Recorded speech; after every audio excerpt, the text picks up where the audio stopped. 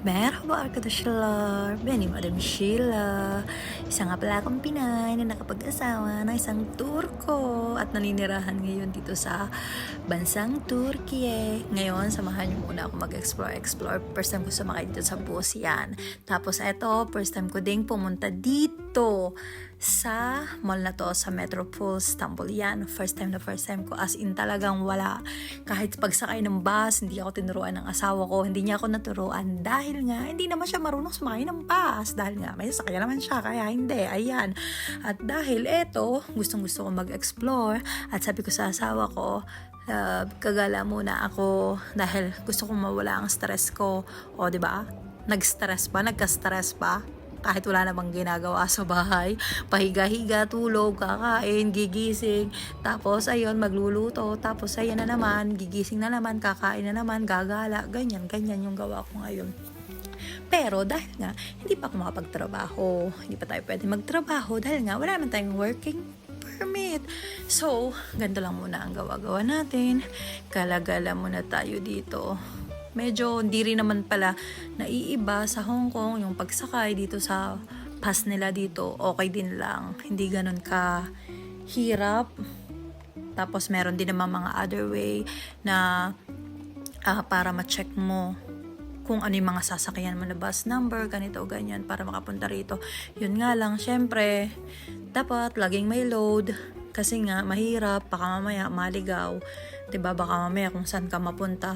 Pero, anyways, okay lang kasi madali ka naman makapagtanong kung marunong kang magsalita ng kahit basic lang na Turkish. At least kahit paano marunong na ako. Ngayon, dito wala pa akong kasama. Meron akong nakilala last week sa Taksim.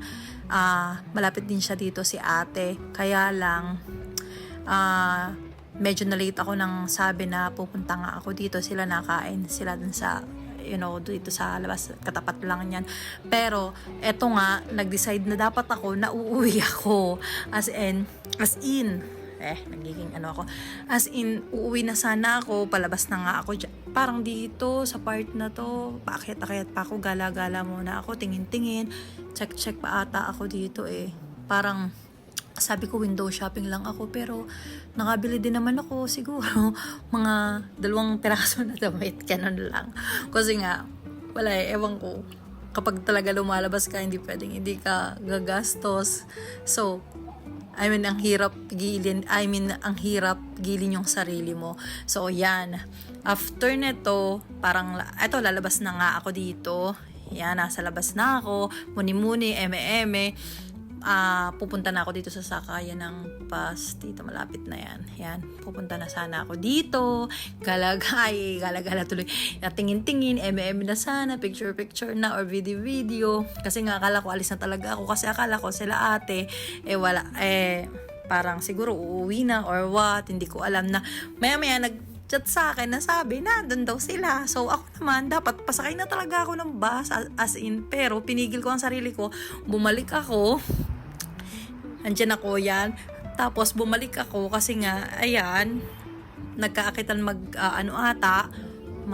coffee, ayan. Tapos nalaman ko, ayan, may mga nakilala pa ako bukod kila ate, yan sila ate, masasaya silang kasama, as in, sobrang saya, matutuwa ka kahit pa paano, at saka medyo approachable sila, saka yan, friendly tayo, yan, hanggang sa banding, eme, hanggang sa susunod na.